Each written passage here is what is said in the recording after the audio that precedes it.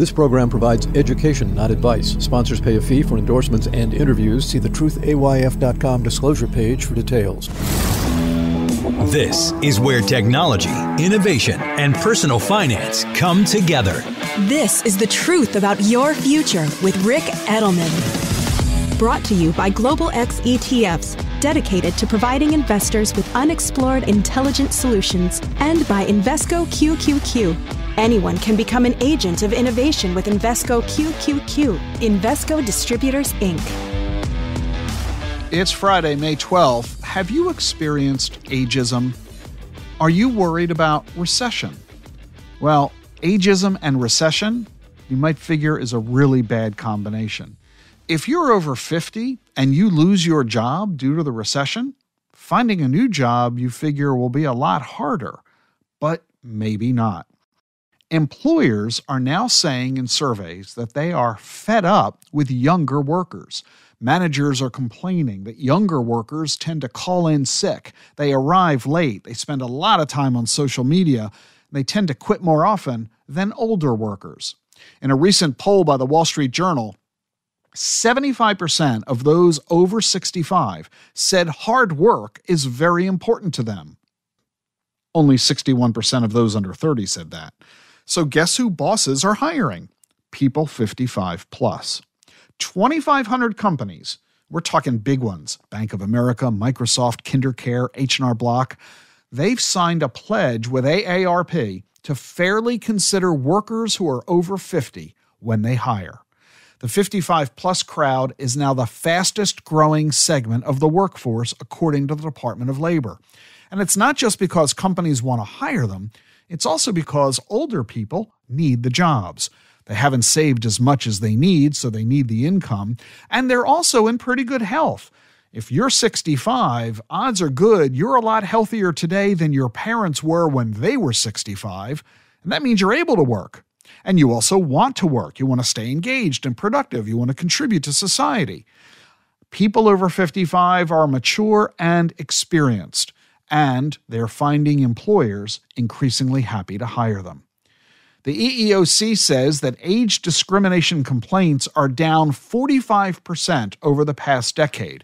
And guess who tends to be complaining now about ageism? It's not older workers. It's the younger ones. Millennials and Gen Z say they're not getting hired or promoted because their generation has a bad rep. So if you're in your 50s, 60s, or 70s, good for you. It's a hot job market. And if you're younger, don't worry. You'll grow out of your problem. Coming up next, conversation with Bernie Moreno, the chairman of Champ Titles, about how he's using blockchain technology to revolutionize car titles. Stay with us for more here on The Truth About Your Future.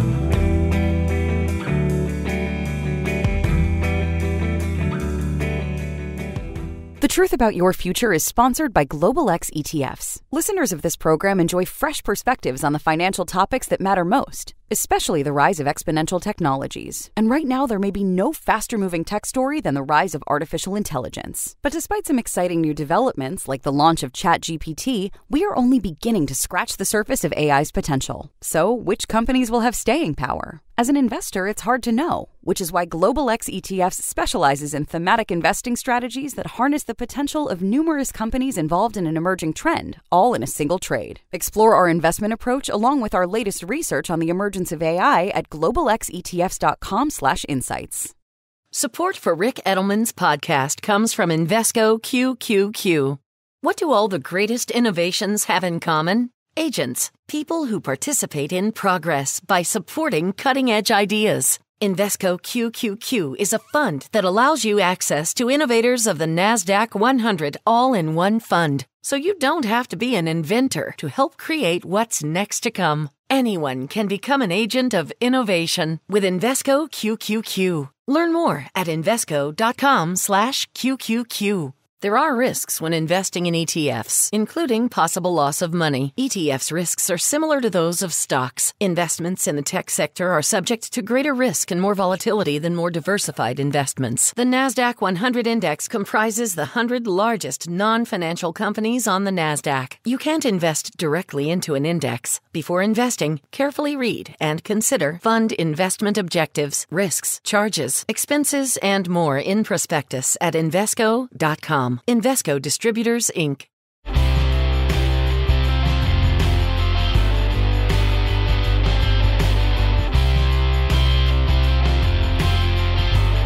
You're listening to The Truth About Your Future. You know, I talk a lot about crypto very often here on the show. I'm a big proponent of the fundamental technological innovation that this represents. But really, very common question that I get is, Rick, you know, what is it good for? What do you actually do with it? And so that's what we're going to talk about today. And to provide a really tangible example of this, I'm really happy to bring onto the program Bernie Moreno. He is the chairman of Champ Titles. Bernie, welcome to the show. Rick, thanks for having me. Thank you for talking about technology and really spreading the movement out there. Well, your background is not what I think most folks would instinctively associate with crypto or blockchain technology. So let's take a step backward first. Tell everybody your history and background in business. Certainly. So when I was 26 years old, I was working for General Motors, and a car dealer in Boston hired me to run one of his car dealerships.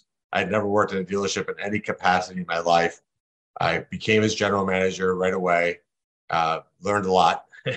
Were you a car guy? Were you a gearhead? I love cars since the time I was a kid. So that's why I went to school in Michigan. That's why I went to work for General Motors. So always loved cars. The guy who I worked for loved cars, which is a connection. So here I was, 26 years old, running this dealership, made it his most profitable store in his company, worked for him for 12 years. And out of the blue in 2005, 18 years ago, Mercedes called me and said, hey, we've got the worst, most underperforming dealership in the entire country. We'd like you to buy it. So I took every cent I had and every cent I didn't have, quite honestly, bought this little tiny dealership that sold 4 cars per month. And we built it into the largest seller of luxury automobiles anywhere in the central US. And then added 14 other dealerships, did $1 billion in sales. And then funny story, Rick. So about 8 years ago, my youngest son, who's now 24, came to me from school at the end of the day and said, Dad, I got one word for you. I said, what's that, Kevin? He goes, Bitcoin. I said, what the heck is Bitcoin? He goes, so he said, it's going to be the future. Take every cent you have and put it into Bitcoin. So as a joke, I called up the guy, my financial advisor from Bernstein, who ran the central US, and said, hey, Shane, my son says that I should put every cent I have into Bitcoin and take it out of your accounts. He said, well, don't do that. But, you know, blockchain is really interesting. I said, well, tell me about that. That conversation led to a year later, he leaves Bernstein, I sell my car dealerships, and we started Champ Titles. So that's quite a journey, and it's not at all uncommon for people to first hear about this through their kids. Kudos to your financial advisor for having been familiar with crypto to be able to say, here's an element of it you ought to be paying attention to. So that was a great segue, incredible career you've had in the automotive field. Now describe for us Champ Titles, what that company does. Trust me, everybody, this will eventually get us to blockchain and crypto. Yeah, no, absolutely. So everybody knows when you buy a car, there's a physical piece of paper that the state issues to you saying, hey, you own this car. And if you have a loan on it, that piece of paper says you have a loan on it, and the bank holds on typically to that piece of paper. And of course, you're talking about the title to the car. Yeah, the car title. So our thesis was this physical piece of paper causes enormous friction in the system. It's a pain for banks, it's a pain for consumers, it's a pain for car dealers. So we said, why don't we take that piece of paper and convert it to a digital process, and not an electronic title, because that's different, but actually a truly digital title. And we launched the company about 4 years ago. We're now the full onboard title issuing authority in West Virginia. We're in a few other states that we're not allowed to talk about because of NDAs, but West Virginia has become the first state in the country to publicly announce that they are fully digital, no more paper, and actually just passed a law to allow West Virginia to serve as a clearinghouse. So think of it like Memphis is for Federal Express. West Virginia will be for car titles. So you could move a Connecticut title to Florida via West Virginia digitally. So you stress that you said digital, which is not the same as electronic. Explain the difference between the two. Yeah, so an electronic title is where the data is maintained electronically, but ultimately when you want to move the title, it has to drop down into paper form, wet ink signatures, notarizations, mailing it. Ours is, think of it like a boarding pass on your iPhone. When you get on a plane, there's no more paper. It's barcodes, and you can transfer it seamlessly with no friction. And how does any of this relate to crypto? So we use the same underlying technology. So what we do is we use blockchain as our underlying data structures, and we use smart contracts to facilitate the transfer of the title from one party to the other.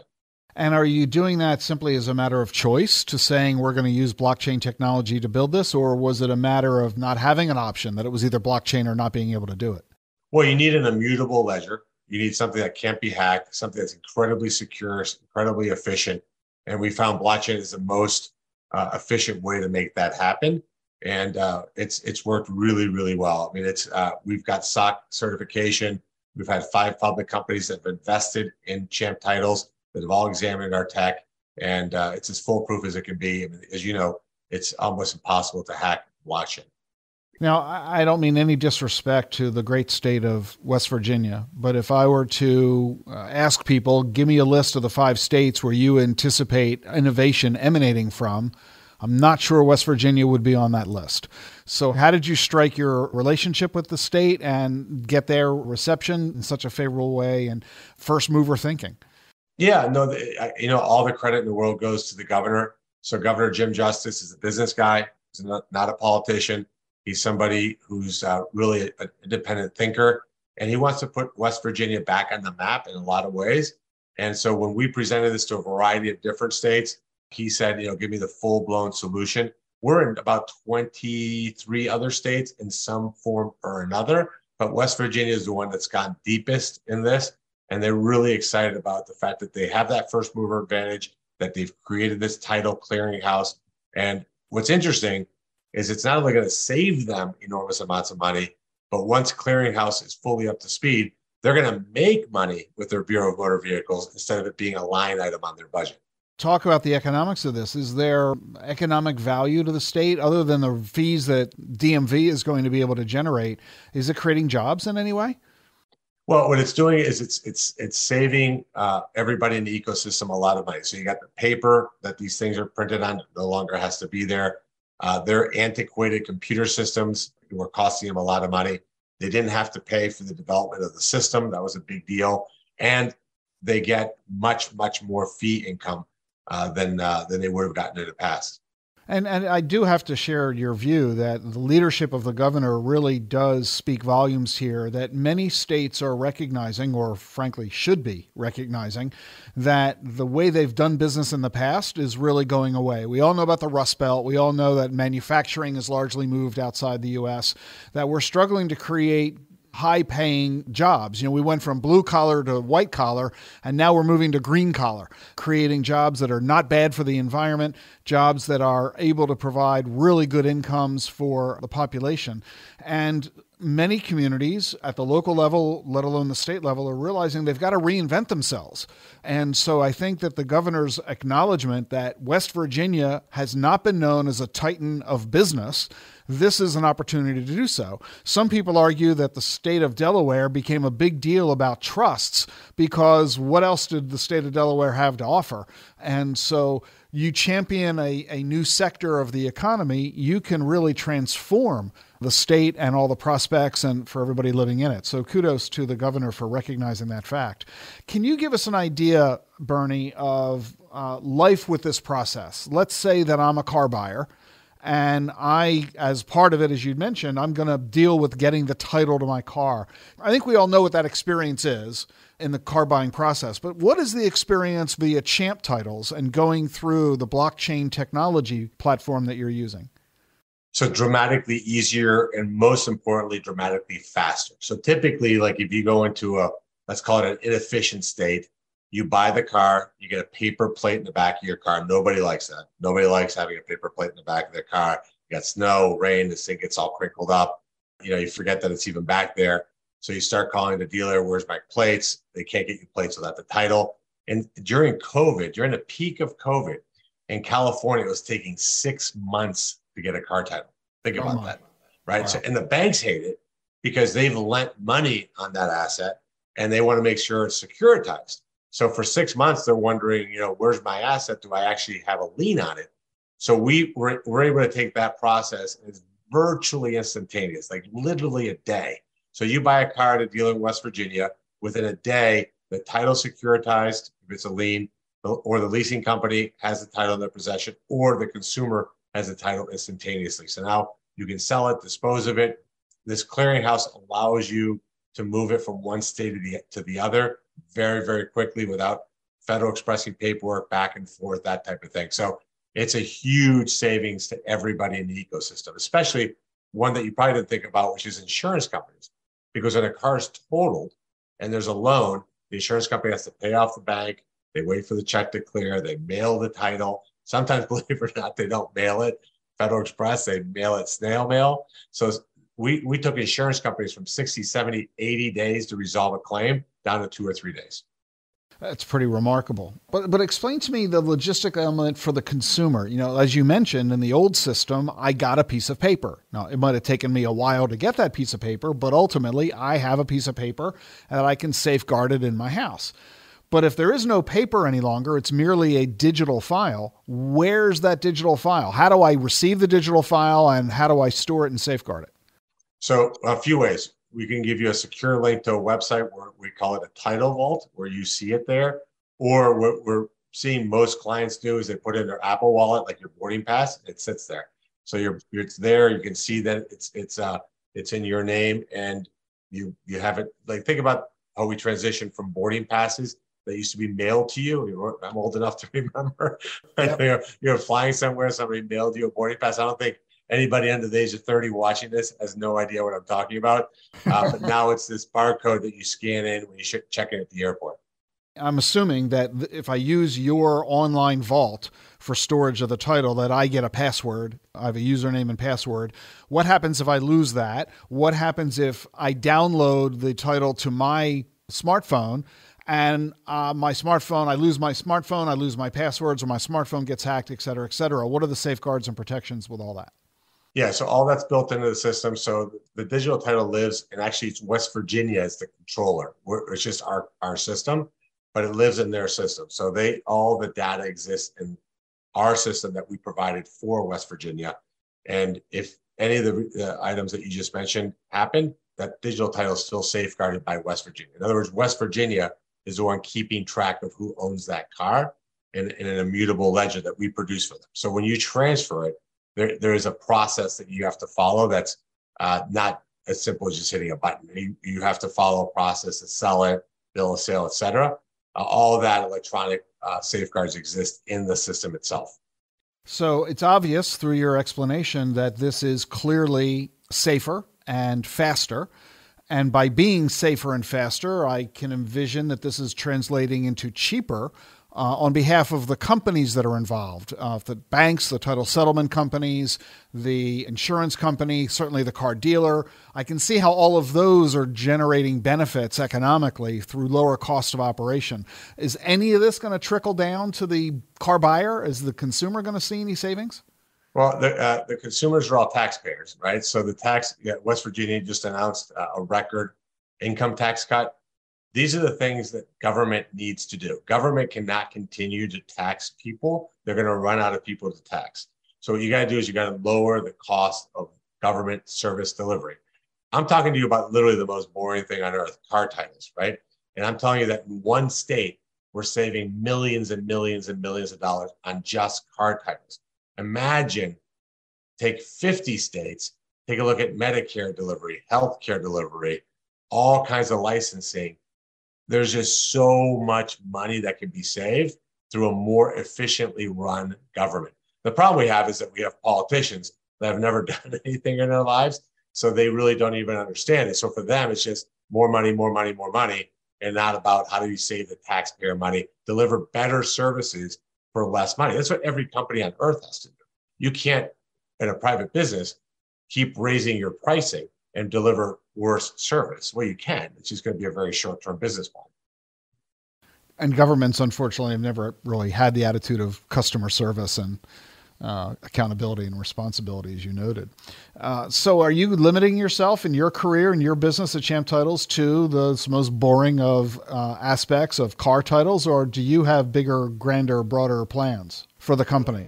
Well, the company's vision is to be the world's registry for movable assets.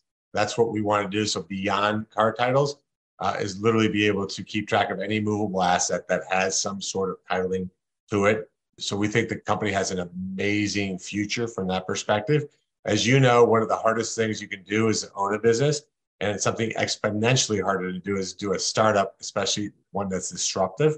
So we've been at this for 5 years. We're now ready to really hit our inflection point. And so the company's future is very, very bright. And you have political aspirations. You ran for the Senate in 2021.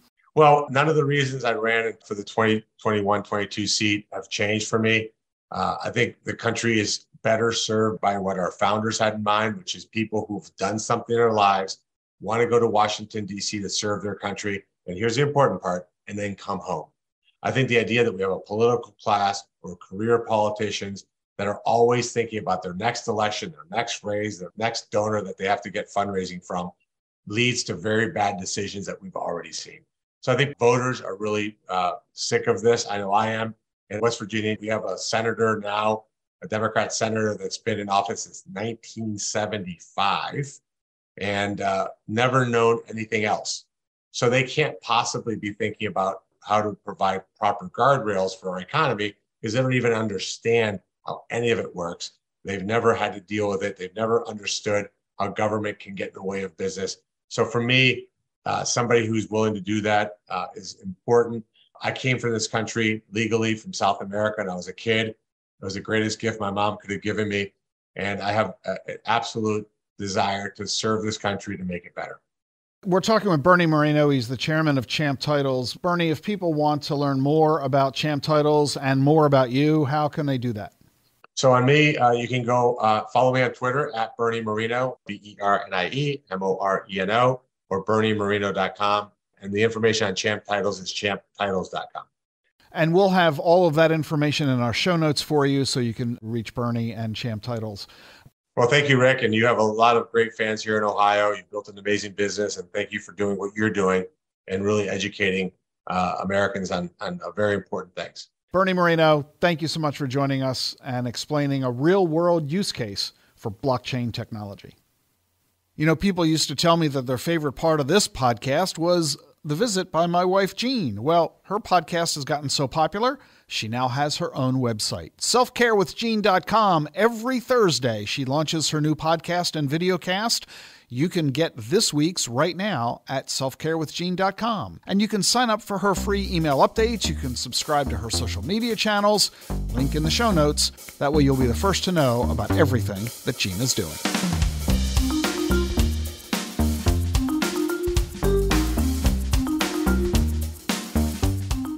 The Truth About Your Future is sponsored by Global X ETFs. Amid inflation, rising rates, and a host of other economic challenges, volatility has been one of the few constants lately. But as listeners of this show know better than anyone, it's important to look past the short-term headlines and focus on the bigger picture. Despite the ups and downs of the news cycle, exponential technologies continue to advance, shaping a world of new possibilities in engineering, transportation, healthcare, and renewable energy. At Global X ETFs, we offer a diversified product lineup including risk management solutions to navigate the storm, along with thematic strategies targeting the growth opportunities of tomorrow. Whatever your goals, visit globalxetfs.com to explore how our research and insights may help you achieve your goals. Did you know Schwab offers a satisfaction guarantee? If for any reason you're not completely satisfied, Schwab will refund your fee or commission and work with you to make things right. You won't find that kind of promise everywhere, but you will find it at Schwab. It's just another way that they put clients' interest at the heart of everything they do. Learn what's included and how it works at schwab.com/satisfaction. That's schwab.com/satisfaction. If you like what you're hearing on this podcast, leave a review for The Truth About Your Future on Apple. I read all the reviews, and I might share yours on the air. You'll also be helping others discover the show. Have a great weekend. I'll see you Monday. The Truth About Your Future with Rick Edelman has been brought to you by Global X ETFs, dedicated to providing investors with unexplored intelligent solutions, and by Invesco QQQ. Anyone can become an agent of innovation with Invesco QQQ. Invesco Distributors, Inc. Get the truth about your future with Rick Edelman. It's thetruthayf.com.